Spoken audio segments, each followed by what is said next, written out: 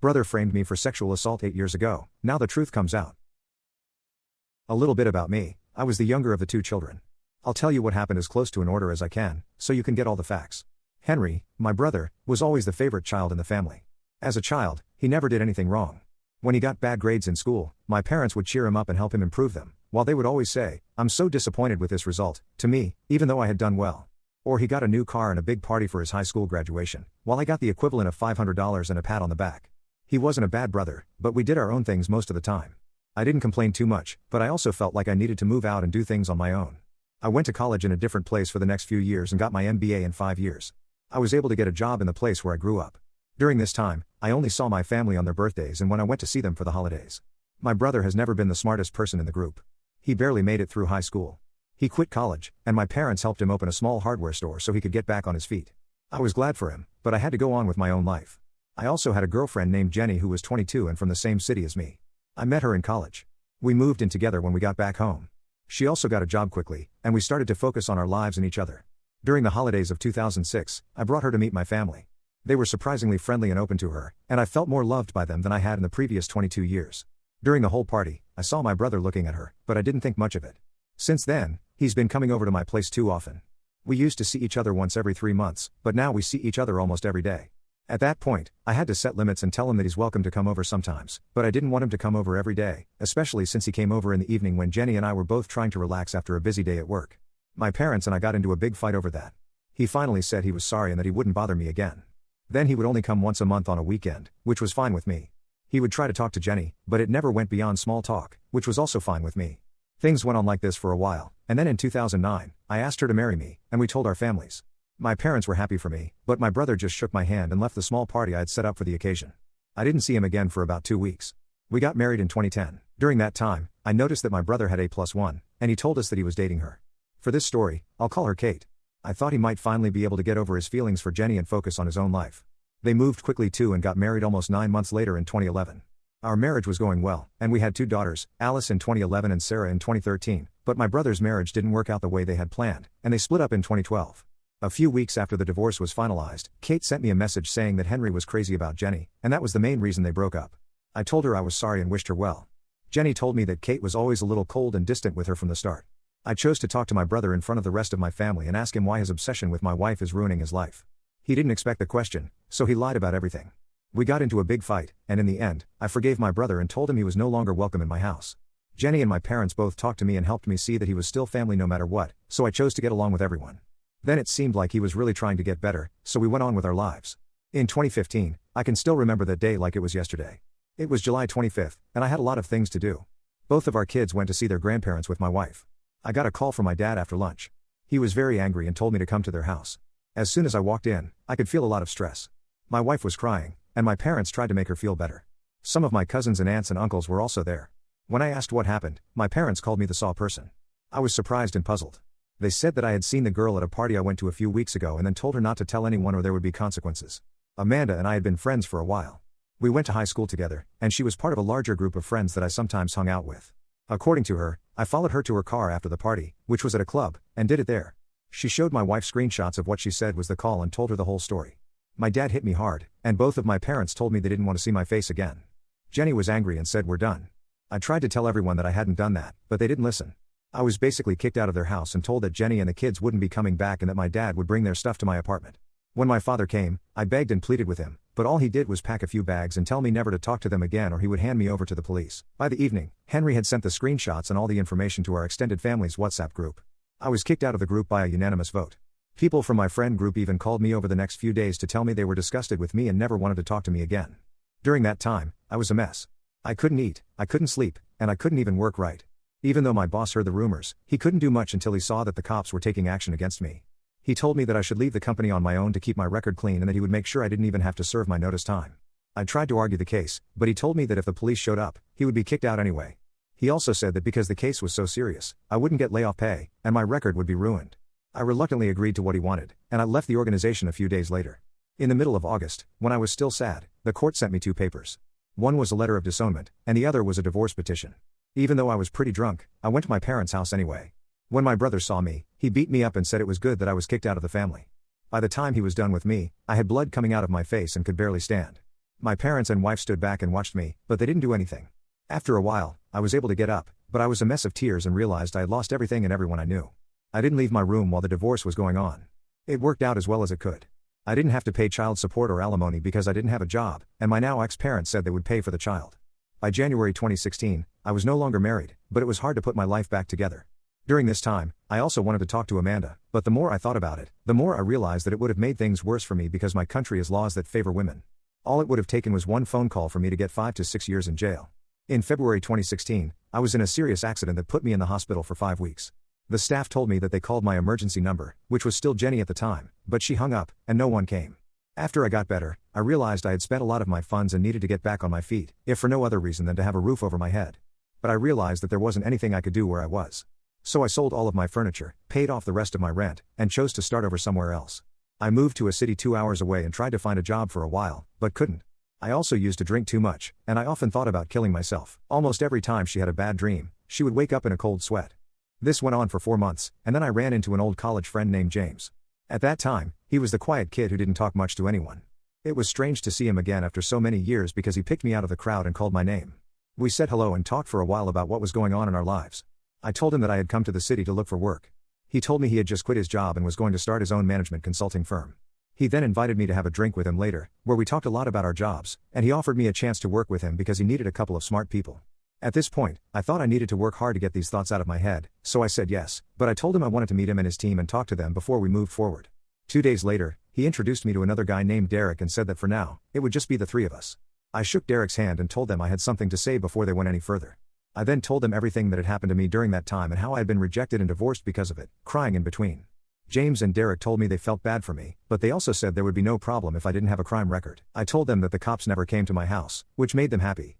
James did say that he was going to ask someone to do a full background check just to be safe, and I got his point and agreed with him.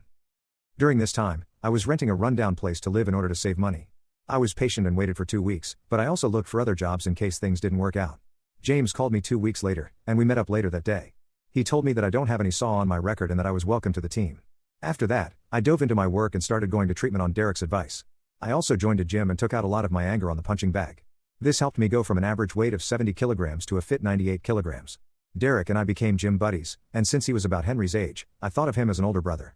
By the end of 2018, I had a lot more control over my life. My coaching business was doing well, and money was coming in. I found a nice apartment in a good area and rented it out. The bandage also started to come off, and I knew I had to take some steps to move on. I went to a courthouse to properly change my last name. I took Derek's last name after getting permission from him and his parents. They thought I was a nice guy and included me in a lot of their family events, like Derek's wedding, so this was also a way to thank them. I tried dating a few times, but because of my mental problems, it never worked out. In 2019, I started dating Kim, who was half Korean and half Italian. She used to work at a coffee shop where I bought my coffee and sometimes sat down to drink it. That's where I met her. We only saw each other for the order, but once when Derek and I were there and he saw that she was always looking at me, he told me I should ask her out.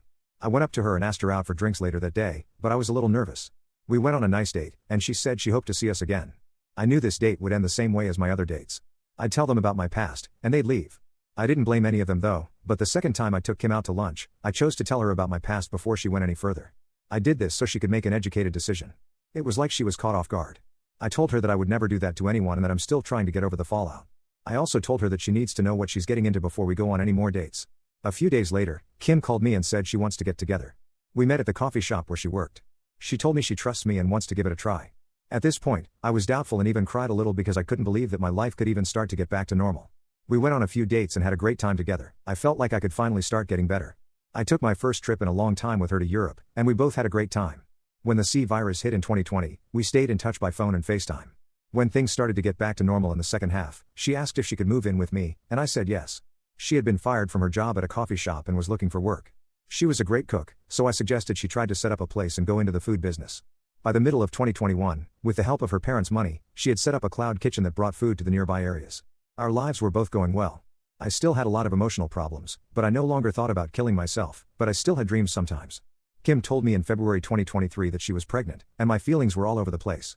I went from being thrilled to starting over to crying because I missed what I used to have. Kim made me feel better, and we both fell asleep holding each other. A few days later, I asked her to marry me, and she was thrilled.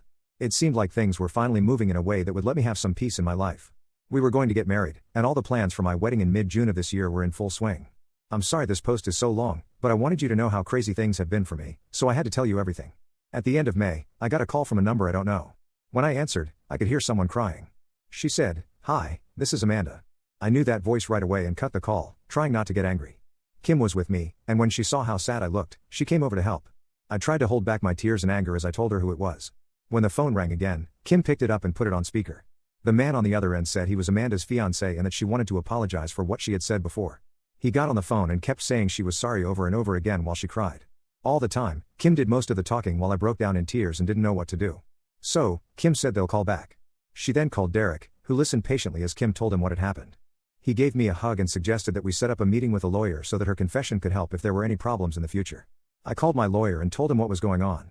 He said he would set up a meeting in his office and gave me a date and time. I called Amanda and told her to come to my lawyer's office where we'd talk about it. We met at his office 3 days after that.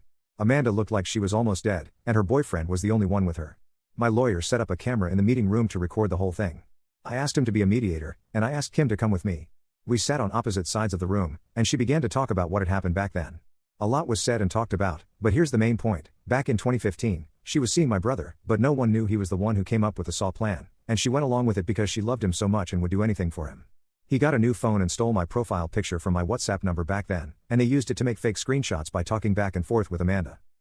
I went from being sad to being angry. If it weren't for Kim, I probably would have been charged with attack. Kim was angry and upset, partly because she was pregnant, and she tore Amanda a new one with her words. Even though my lawyer tried to keep things calm, it was clear that Kim was very angry. She wants to tell her fiancé that if he keeps marrying this piece of trash, he deserves what he gets. I didn't want to cry or get angry, so I asked them why they were coming out and telling me now. Mark, her boyfriend, came forward and said what was going on. He said that a few weeks ago, they were both pretty drunk, and she told him how she had helped an ex-boyfriend break up a marriage. That stuck with him, and after he asked her over and over again and pushed her, she finally told him the truth. Then he told her that if she wants peace in her life, she needs to own up to her mistakes. After she helped Henry, he started to act cold and distant toward her, and after 6 months, they broke up. At that point, she felt awful but was too afraid to tell anyone. She spent a lot of time in therapy trying to figure out how to deal with her problems. After everything was on the table, my lawyer said, "Let's take a break for 30 minutes and then meet back here." Amanda and Mark left, and our lawyer and I talked about how if I want, he can sue her and my brother for slander. There is more than enough proof for me to do what I want. I was very angry, but I didn't want this to ruin the wedding, so I told myself that whatever I wanted to do would have to wait until everything was over. I told Amanda that I would talk to her again, but for now, she shouldn't tell anyone else. I didn't want my ex's family to cause any trouble at my wedding. After that meeting, Kim gave me a hug and told me that she was right to go with her gut and that she now feels like a weight has been taken off her shoulders. I felt the same way as she did. James and Derek were both best men at our small wedding, and we went on a 3-week honeymoon around Europe. It was an amazing time for both of us. Lucky for me, I was able to figure out what I had heard, and Derek also told me to put it out of my thoughts. It didn't ruin the vacation too much, even though I was having nightmares more often than usual, and Kim was always there to help me. I also talked to my therapist, who told me that I will need to talk to my ex-family at some point if for nothing else than to put things to rest. After a lot of thought about everything that had happened, in July, I chose to talk to Amanda and let her know what she needed to do. I told her that because of what she said, I was going to go to court, but if she didn't want to lose money, she had to do what I said next.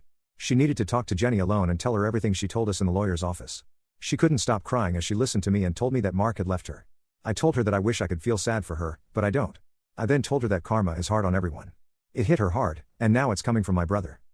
A couple of days later, Jenny sent me a text message. Even though I was blocked, I still texted her birthday wishes for both of our girls and holiday greetings.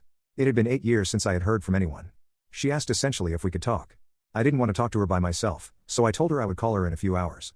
When the call came in, I was at home with Kim.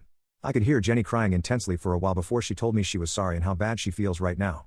I have been able to keep my cool all this time. I told her it hurt a lot to know that she didn't think much of me because she was so easily tricked by Henry. I asked her how my girls were doing, and she said they were fine.